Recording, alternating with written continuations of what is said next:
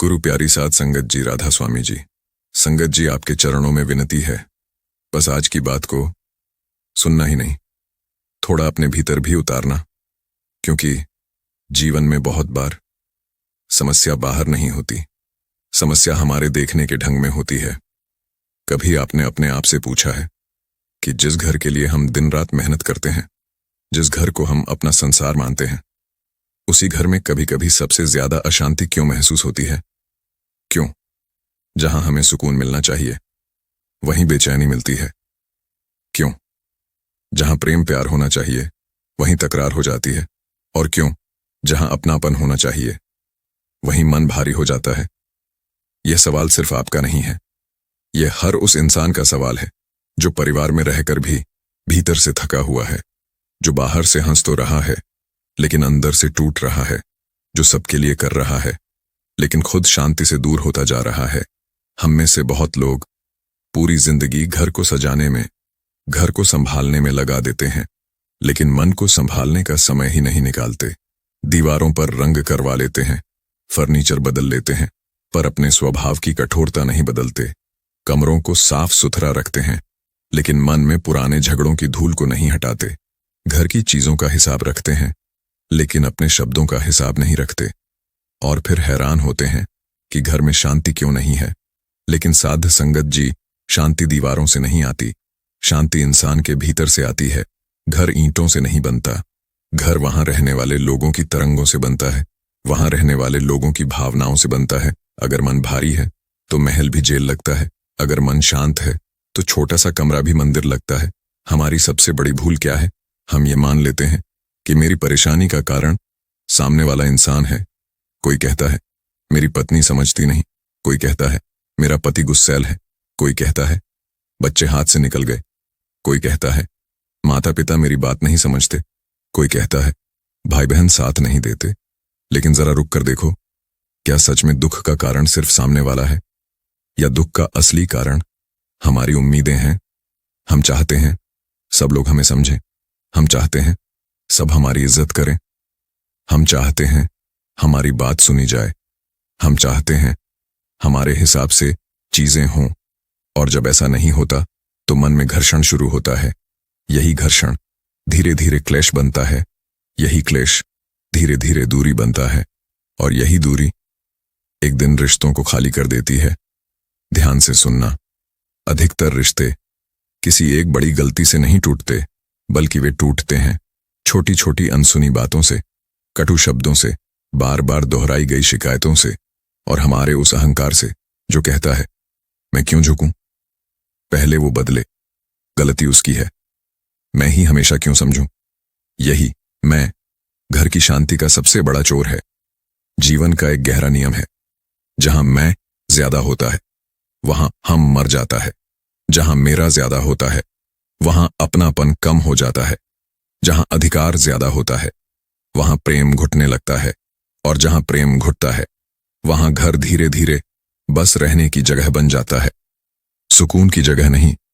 भाई, एक बात गांठ बांध लो, घर में शांति चाहिए तो सबसे पहले सही कौन है ये छोड़ो, और शांत कौन रह सकता है ये देखो। क्योंकि हर बार सही होना जरूरी नहीं, लेकिन हर बार शांत रहना बहुत जरूरी है। यह कमजोरी नहीं है, यह आध्यात्मिक परिपक्वता है। हर बात पर लड़ना या पलटकर जवाब न देना बुजदिली नहीं होती, बल्कि समझदारी होती है। जो हर बात पर जवाब देता है वह मजबूत नहीं होता, जो हर बार खुद को रोक ले वही वास्तव में मजबूत होता है। जिसके पास शब्द हैं और फिर भी वह मौन चुनता है, जिसके पास तर्क हैं और फिर भी वह प्रेम चुनता है, जिसके पास शिकायतें हैं और फिर भी वह क्षमा चुनता है, समझ लो वही भीतर से बड़ा इंसान है। कई लोग पूछते हैं क्या हर बार चुप रहना चाहिए? नहीं, हर बार चुप रहना जरूरी नहीं, लेकिन हर बार प्रतिक्रिया देना भी जरूरी नहीं। बहुत फर्क है। चुप रहना दबना नहीं है, चुप रहना कई बार अपने भीतर की आग को बचा लेना है। कई बार सामने वाला गुस्से में नहीं होता, वह अपनी पीड़ा में होता है। कई बार वह आपसे नहीं लड़ रहा होता, वह अपने हालात से हारकर बोल रहा होता है। कई बार उसका कठोर व्यवहार उसके भीतर की थकान का परिणाम होता है। लेकिन हम क्या करते हैं? हम शब्द नहीं सुनते, हम केवल चोट महसूस करते हैं और उसी पल हम पलट कर वार कर देते हैं। यहीं से झगड़ा बढ़ता है। अगर उसी समय एक इंसान भी रुक जाए, एक इंसान भी भीतर से कह दे, एक इंसान भी भीतर से कह दे, इस समय मुझे आग नहीं बढ़ानी, इस समय मुझे शांत रहना है, इस समय मुझे जीतना नहीं संभालना है, तो यकीन मानो आधा घर उसी दिन बदलना शुरू हो जाएगा। घर की बहुत सारी समस्याएं असल में संवाद की नहीं, स्वर की समस्या होती है। हम कहते कुछ और हैं, सुनाई कुछ और देता है। शब्द छोटे होते हैं, लेकिन उनके पीछे की ऊर्जा बहुत बड़ी होती है। एक ही बात अगर प्रेम से कहो तो दवा बन जाती है, वही बात अगर ताने में कहो तो जहर बन जाती है। याद रखना, घर की हवा आपकी वाणी से बनती है। आपका घर मंदिर बनेगा या रणभूमि, ये बहुत हद तक आपकी जुबान तय करती है। कभी गौर करना, सुबह घर में पहला शब्द कैसा होता है? कृतज्ञता का या शिकायत का, नम्रता का या आदेश का, प्रेम का या चिड़चिड़ाहट का? दिन की शुरुआत जैसी होती है, अक्सर ऊर्जा भी वैसी ही बनती जाती है। अगर सुबह उठते ही मन में शिकायत भर ली तो पूरा दिन भारी हो जाता है।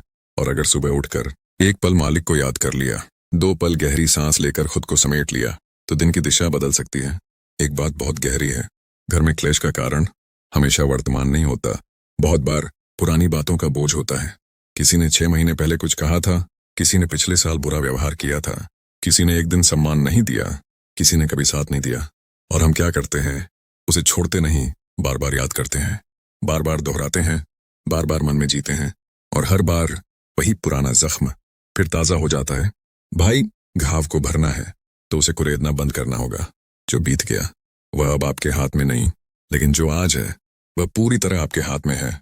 आज आप क्या बोलते हो, आज आप क्या सोचते हो, आज आप किस भाव से घर में रहते हो, यही आपका भविष्य बनाता है। बीता हुआ कल अगर बार बार उठाओगे तो वर्तमान कभी हल्का नहीं होगा।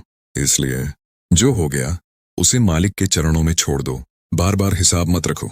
रिश्ते लेन देन की किताब नहीं होते। रिश्ते समझ, सहनशीलता और क्षमा की खेती होते हैं। जितना बोओगे उतना पाओगे। एक और बहुत गहरी बात, हम अक्सर कहते हैं मुझे घर में शांति चाहिए, लेकिन सच में क्या हमें शांति चाहिए या हमें अपनी बात मनवानी है? यह सवाल बहुत सच्चा है, क्योंकि कई बार हम शांति नहीं चाहते। हम चाहते हैं सामने वाला मान जाए, हम चाहते हैं हमें सही साबित कर दिया जाए, हम चाहते हैं हमारा मान बना रहे, और जहां मान बीच में आ जाए वहां प्रेम पीछे हट जाता है। कभी कभी रिश्ता बचाने के लिए तर्क छोड़ना पड़ता है, कभी कभी घर बचाने के लिए अपना अहंकार नीचे रखना पड़ता है, कभी कभी मन में आते हुए शब्द गले के पास रोकने पड़ते हैं। और यकीन मानो, वही रुके हुए शब्द कई घरों को टूटने से बचा लेते हैं। जो इंसान झुकना सीख गया वह हारता नहीं, वह बच जाता है। आंधी में बड़े बड़े पेड़ टूट जाते हैं, लेकिन घास क्यों बच जाती है? क्योंकि वह झुक जाती है। नम्रता कमजोरी नहीं, नम्रता टूटने से बचने की कला है। और जो ये कला सीख गया वह संसार में रहकर भी शांत रह सकता है, घर में रहकर भी विरक्त रह सकता है। अब विरक्त का मतलब समझो। विरक्त होने का मतलब यह नहीं कि घर छोड़ दो, परिवार छोड़ दो, जिम्मेदारी छोड़ दो। नहीं, विरक्त होने का मतलब है सब निभाओ, लेकिन भीतर उलझो मत। जैसे कमल कीचड़ में खिलता है पर कीचड़ उसे छू नहीं पाती।